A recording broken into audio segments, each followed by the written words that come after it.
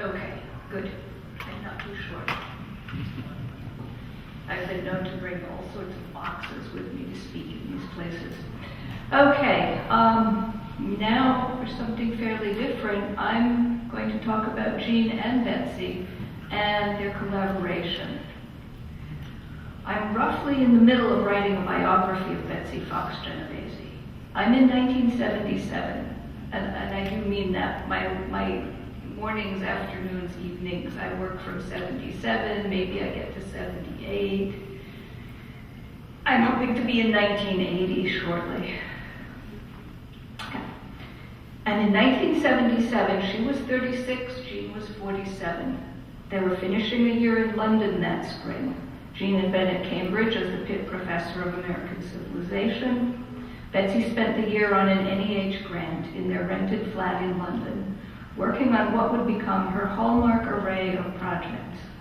The 18th century roots of peasant clothing in Yves Saint Laurent's 1976 collection, patriarchy in the work of 17th century political theorists Filmer, Locke, and Hobbes, and the fiction of Margaret Drabble.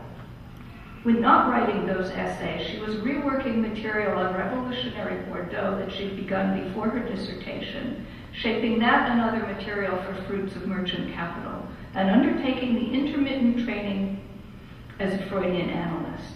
She, but more so Jean, was waist-deep in work to start a new journal, Marxist Perspectives, and news of Jean's election as next president of the OEH came that spring. Therein lies a paradigm. Jean wrote about slavery in the New World, about the South, as he grew older, only the South. Betsy wrote about everything. Not long after her death, Jean told me that intellectually he hated to see her go because he was sure she had a promising career ahead of her as a theologian. As her biographer, I've often found myself wishing that she might have been more like Jean, more directed, more easily defined. And it's not simply a historiographical or bibliographical conundrum. It's a problem of temperament and motivation, as David Moltke Hansen pointed out in his introduction to Volume 3 of her selected writings. She wrote or co-wrote for eventual publication close to 6,000 words a month for 33 years. Jean, working-class Brooklyn boy that he was, and given to lecturing undergraduates while pacing, growling, and smoking. And that description came to me from one of his undergraduate students who'd seen him for a few years at Rochester. Made his way through academia and through many arguments less diversely equipped. He noted in Miss Betsy that his wife's training in psychoanalysis gave her an edge that he did not have in reading some work. Of course, his patrician wife, whose father was a classic New England wasp, and whose mother was the daughter of a New York City Jewish real estate mogul, had certain advantages. She could stand stock still behind a podium and command absolute silence from a large undergraduate class without saying a word. She came prepared and over-prepared, letting the erudition speak for her. Jean brought all his voices, manner, personality into his lectures. He was more at home. Betsy's undergraduate lecture style must have developed at Harvard, where she always said she enjoyed teaching, but was one of very few women teaching fellows in the 1960s, in rooms full of young men unprepared for that event.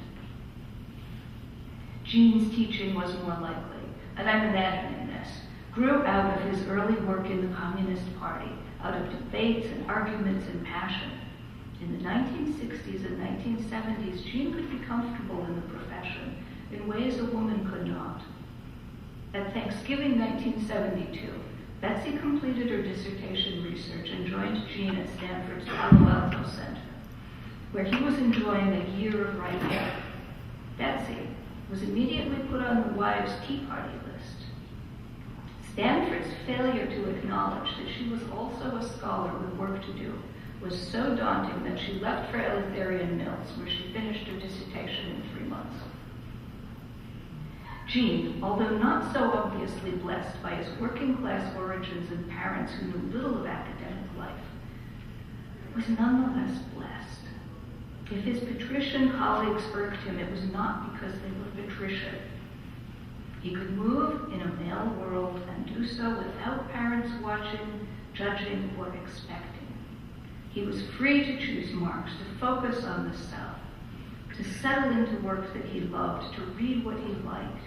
His parents left him alone, as Betsy's did not, and she longed to be left alone. She once remarked to me, "In the end, you marry the man who leaves you alone." She did and did not. Beginning with Marxist perspectives and the essays that became part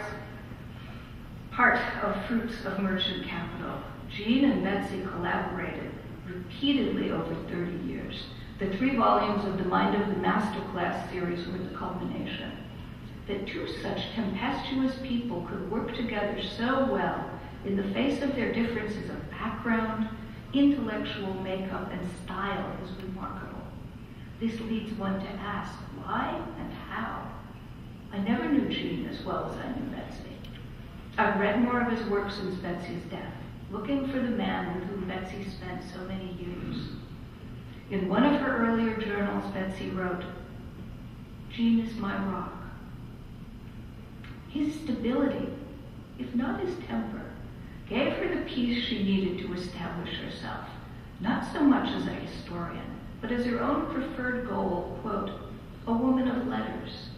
And his utter joy in exploring the field he'd been left alone to choose for himself gave her a model that fed her own single central concern in virtually all of her work, her consistent communitarian critique of liberal individualism, those it benefits and those it does not.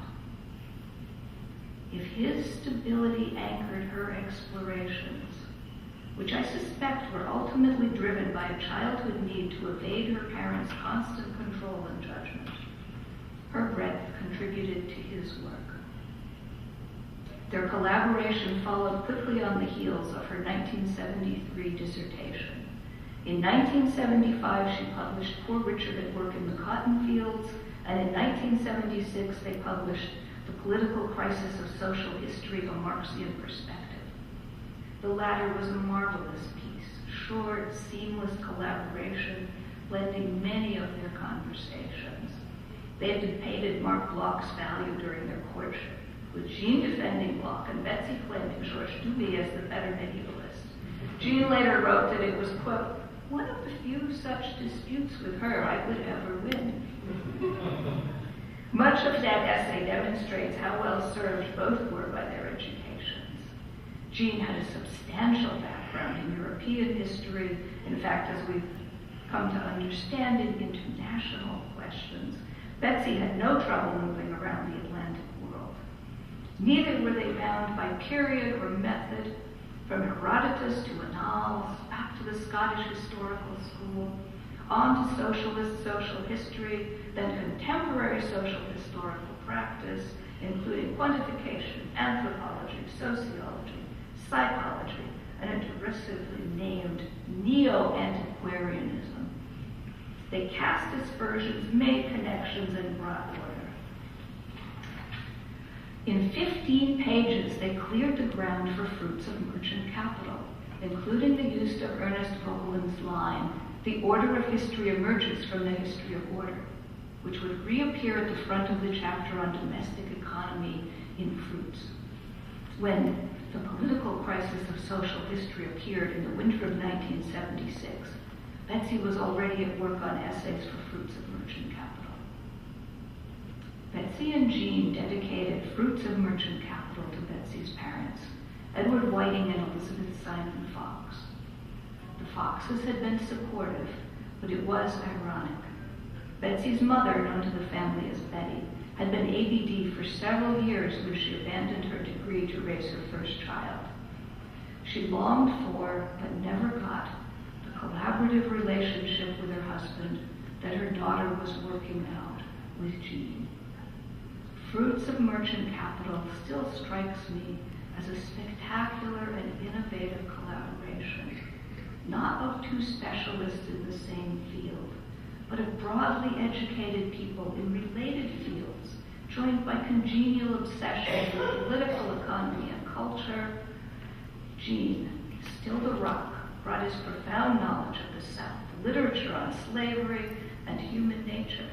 Betsy brought her early work on Bordeaux, her pre-dissertation insights about property as ideology, her command of the physiocrat's tableau and all things quantitative, her grasp of psychology, her growing interest in women. Between them, they extended the critique of social history they had begun in the initial version of the political crisis of social history, and provided their own best efforts as examples. The collaboration had begun with their marriage, if not before. In that moment in the mid-1970s was perfect. Forced to lay aside his chairmanship, Gene had roll under his belt, got himself elected president of the OAH, worked at getting Marxist perspectives established. Betsy, at that same moment, had finished her dissertation, taken a job, revised her dissertation for a publisher. Both were free to improvise, and Fruits of Merchant Capital, along with Marxist perspectives, was the result. And if I could have just one more moment of your time, I'd like to add something to the stories we heard, especially from David, that will bring us back to where we began. David was telling you that Gene was out of kindness going to have him shot early on in the revolution. Fairly early in my work with Betsy, which began in 1980, Gene figured out or found out in the midst of some conversation that in my youth I'd been a very good shot. Very good. Almost ready to go into training for the Olympics back in the 60s. Gene was hoping that I'd be the person who did the shooting. I